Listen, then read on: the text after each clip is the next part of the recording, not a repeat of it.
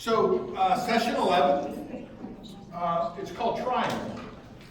I think you're going to find this really important, incredibly helpful in your life and seeing your systems differently. And this also is from the Bowen Family Systems Theory. So we have 4 items that of the 13 sessions we're going to do that are from Bowen Family Systems. This will be the last one that we cover in this base course. So what do we mean by triangles? This definition I'm getting ready to read came from Murray Bowen after studying families and systems for over 20 years. Triangles are the smallest stable unit of an emotional system and are the building blocks upon which all of society is built. Read that again. Triangles are the smallest stable unit of an emotional system and are the building blocks upon which all of society is built.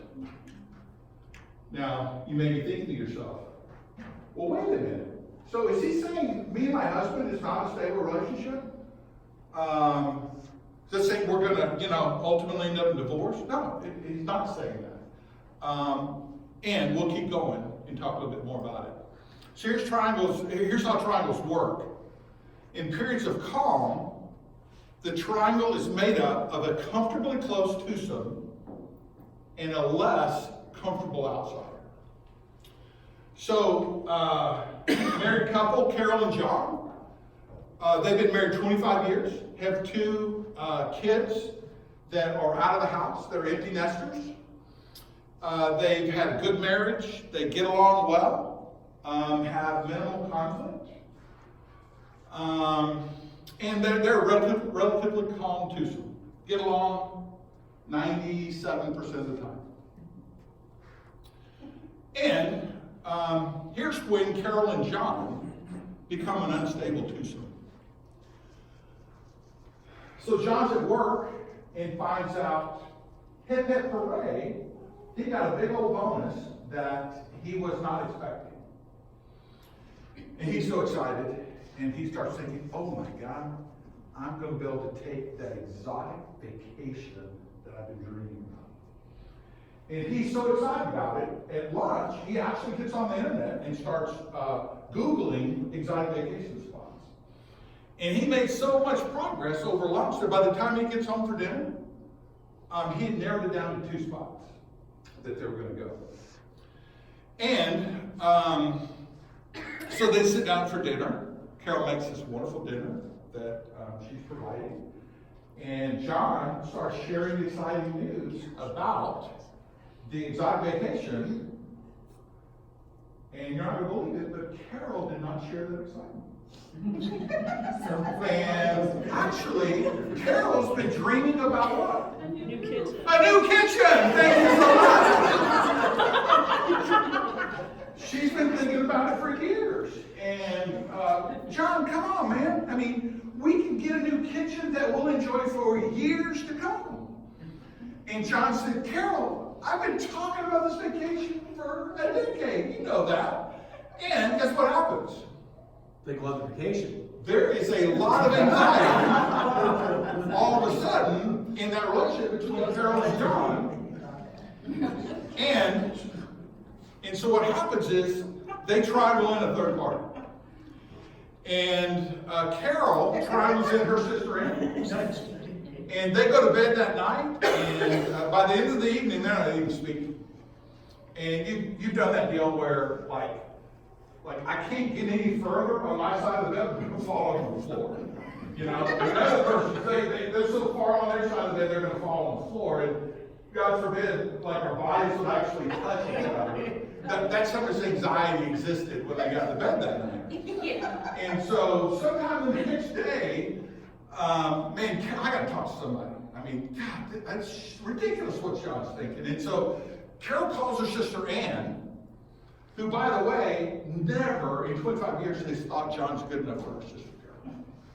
And so Carol tells Ann the story, and Ann says, wow, Yeah, I mean- that's not a straight triangle. I mean, come on. Carol, you know that, John's kind of impractical. I mean, he's kind of that way.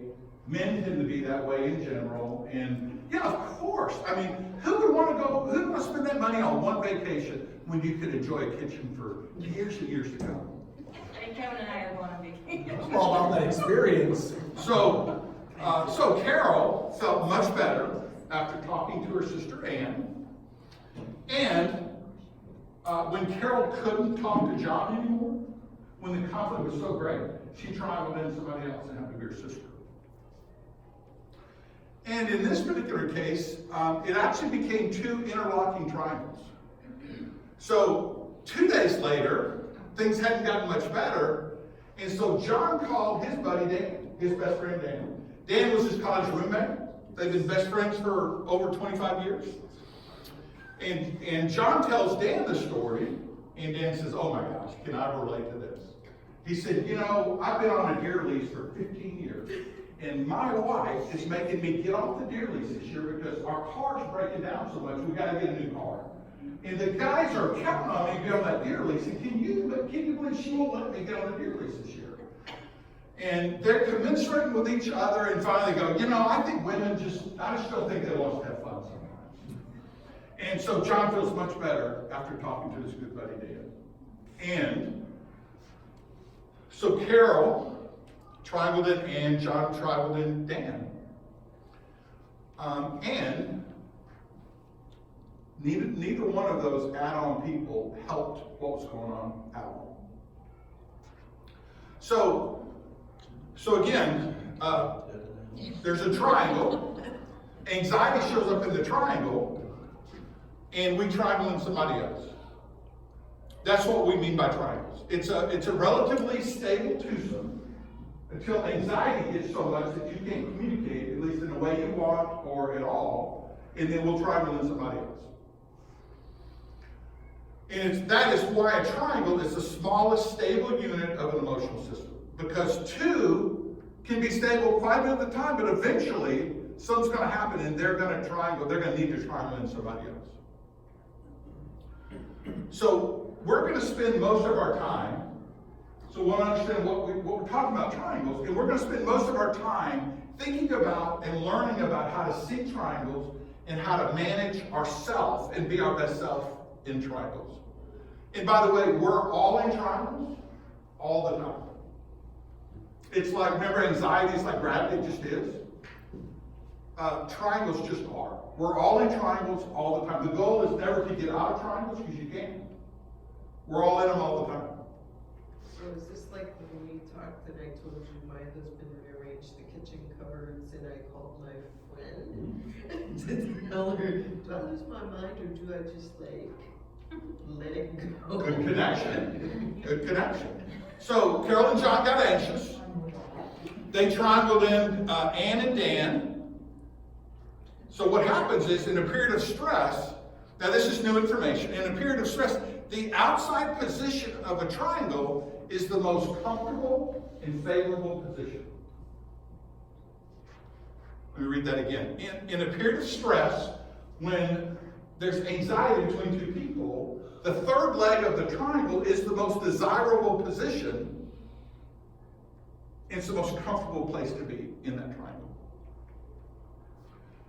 And the outside position, we want to think of as a place of emotional neutrality.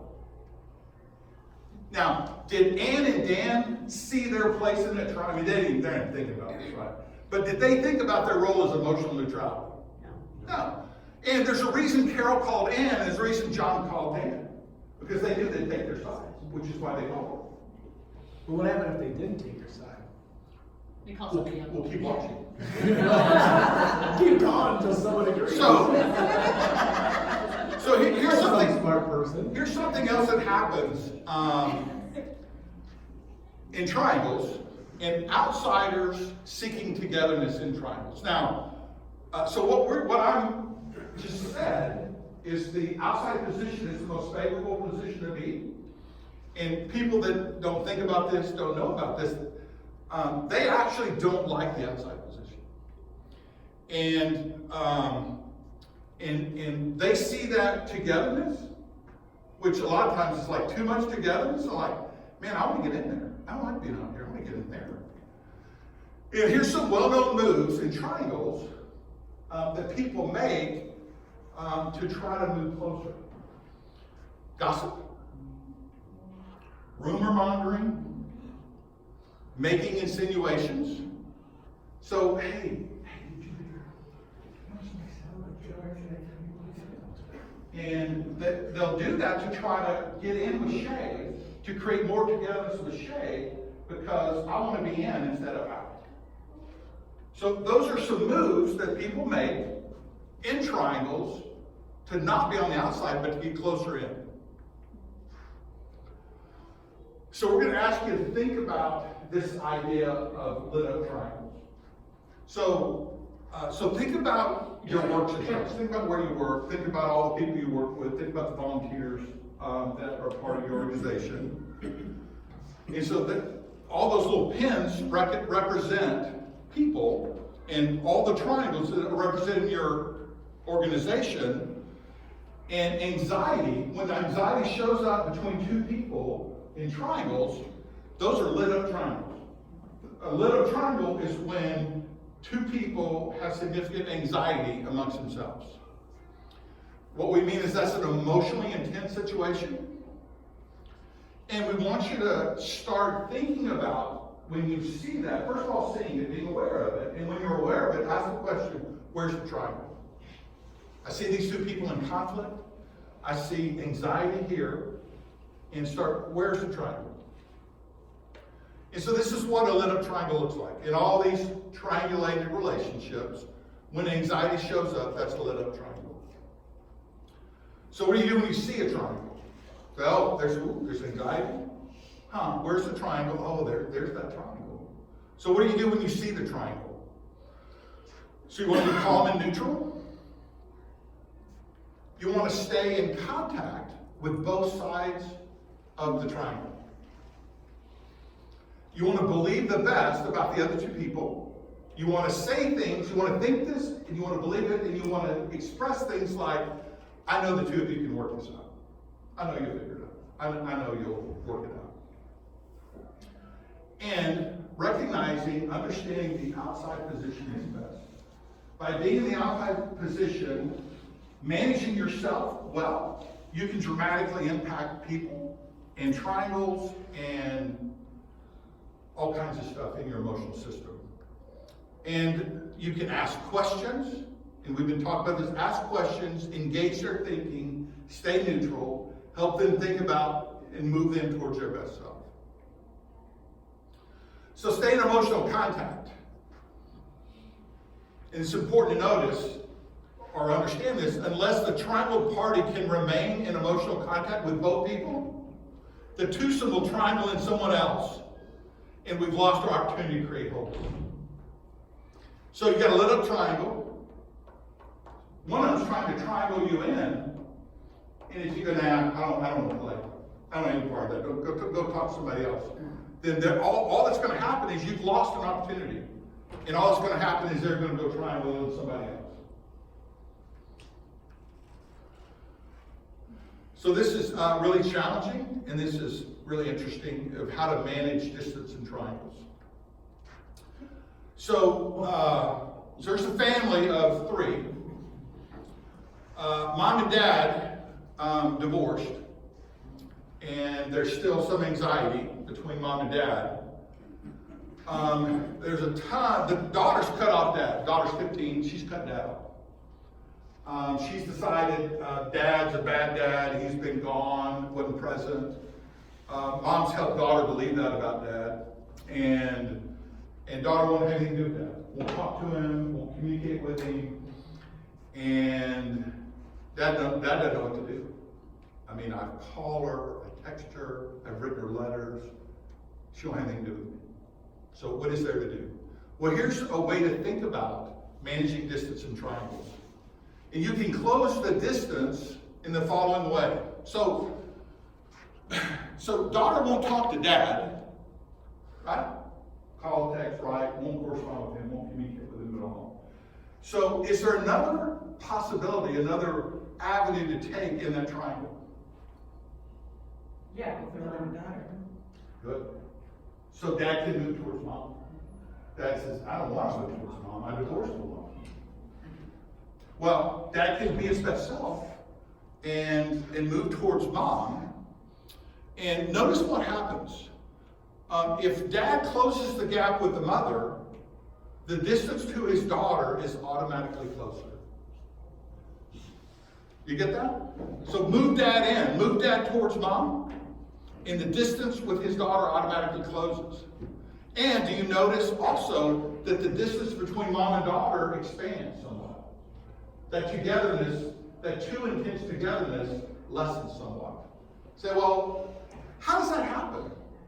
Well, who knows, but here's some possibilities of what happens. So dad calls mom and says, hey, would you be willing to have coffee with me, catch up? Okay. So they meet for coffee, and hey, how's it going? And you know, man, I'm brokenhearted that Sheila won't talk to me. And I'm just brokenhearted about it. And I know I wasn't the best dad, but I want to correct that and be a better dad.